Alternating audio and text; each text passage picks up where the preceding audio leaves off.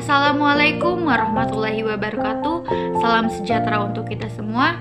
Nama saya Salsya Bila, program studi Aquaculture Politeknik Ahli Usaha Perikanan. Saya di sini akan menjelaskan sedikit tentang ekosistem perairan. Ekosistem perairan adalah lingkungan yang terdiri dari komponen biotik dan abiotik, serta didominasi oleh air sebagai habitat dari komponennya. Ada bagian dari ekosistem ini yang bukan perairan, tapi jumlahnya lebih kecil. Ekosistem ini dihuni oleh beragam makhluk hidup ataupun mereka yang hidup di air serta di darat. Ekosistem air tawar. Ekosistem air tawar adalah suatu tatanan yang ada di dalam air tawar dan sekitarnya, yang terdiri dari makhluk hidup di antaranya dan lingkungan air tawar itu sendiri. Ekosistem ini disebut juga perairan darat. Ciri-ciri ekosistem ini antara lain variasi suhu tidak mencolok, penetrasi cahaya kurang, dan terpengaruh oleh iklim dan cuaca. Secara fisik dan biologis, ekosistem ini merupakan perantaraan ekosistem darat dan laut yang sering disebut sebagai air payau, lingkungan estuarin. Estuarin merupakan lingkungan perairan setengah tertutup di pinggiran daratan yang terpengaruh oleh pasang surut air laut. Jenis tumbuhan yang subur adalah danggang, sedangkan yang lainnya tumbuhan biji. Hampir semua filum hewan terdapat dalam air tawar. Ekosistem air tawar dapat dibedakan menjadi ekosistem lentik dan lotik. Yang pertama ada lentik, yaitu merupakan ekosistem yang airnya tenang, mengalami stratifikasi vertikal karena suhu dan cahaya berbeda. Organisme yang hidup tidak butuh penyesuaian khusus, substrat berupa lumpur halus. Oksigen sedikit larut sebab arus yang tenang. Organisme pada ekosistem beragam dan tetap. Alga dan tumbuhan air banyak hidup di sini. Danau, rawa, kolam, waduk merupakan contoh bentang alamnya. Nah, yang pertama ada danau. Danau merupakan suatu kumpulan air yang menggenang dan memiliki bentang yang luas. Berdasarkan produksi materi organiknya, danau dibedakan menjadi oliktropik dan eutropik. Fitoplankton tidak produktif, sehingga danau oliktropik kekurangan dalam suplai makanan untuk organisme di dalamnya. Air penyusunnya jernih, organisme yang tinggal sedikit, banyak oksigen yang terkandung dalam airnya dalam kondisi kedalamannya. Sedangkan eutropik adalah danau yang dangkal dan terdapat kandungan makanan karena fitoplanktonnya produktif. Ciri-cirinya airnya keruh, terdapat bermacam-macam organisme, dan oksigen terdapat di daerah dasar danau. Nah, yang kedua ada rawa. Rawa memiliki habitat yang digenangi air tawar dengan mineral pH 6. Kondisi permukaan airnya naik atau turun, mengering serta tidak stabil tergantung kondisi cuaca. Merupakan lahan basah terbentuk dari tatanan alami ataupun buatan dengan air yang tidak mengalir. Air tawar, payau, air asin.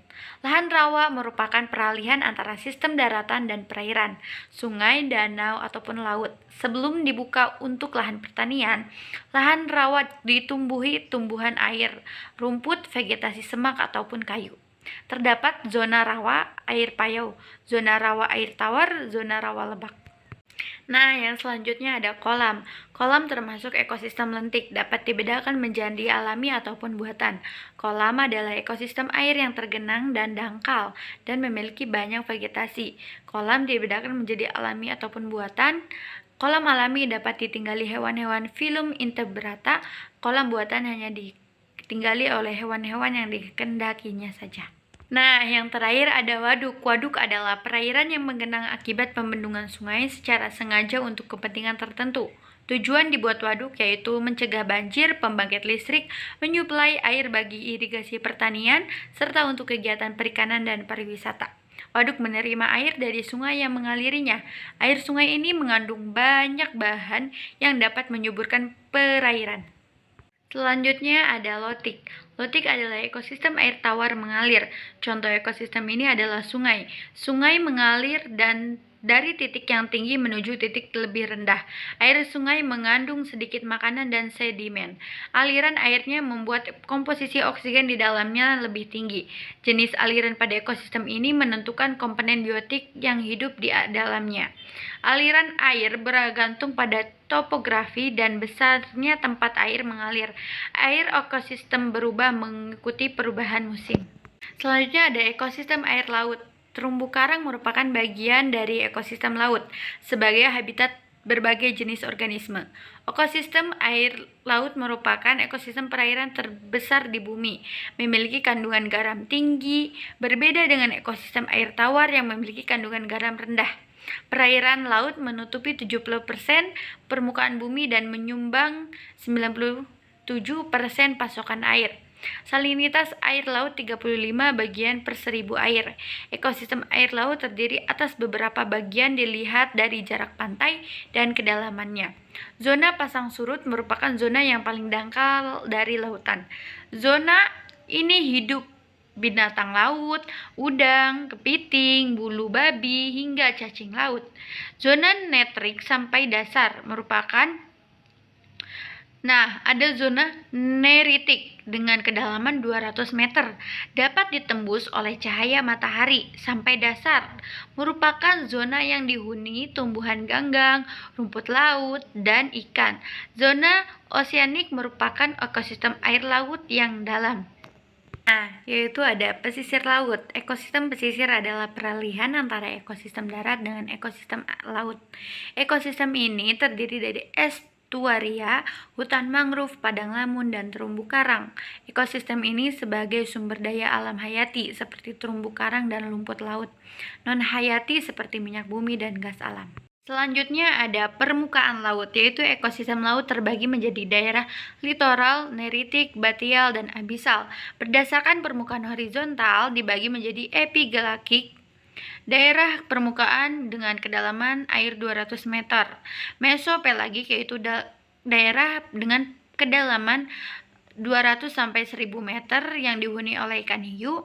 Batiopelagik yaitu daerah dengan kedalaman 2200 sampai 2500 yang diisi oleh gurita. Abyssalopegalagik yaitu kedalaman 4000 yang ia sendiri tidak akan ditembus oleh matahari. Terus ada juga hadal pelagik yaitu dasar laut dengan 7000 meter yang dihuni oleh ikan lele laut, ikan yang mengeluarkan cahaya. Bakteri bersimbiosis dengan kerang menjadi produsen. Ekosistem perairan memiliki fungsi penting bagi lingkungan, di antaranya mendaur ulang nutrisi, memurnikan air, mengurangi banjir, mengisi ulang air tanah, dan menyediakan habitat bagi satwa liar.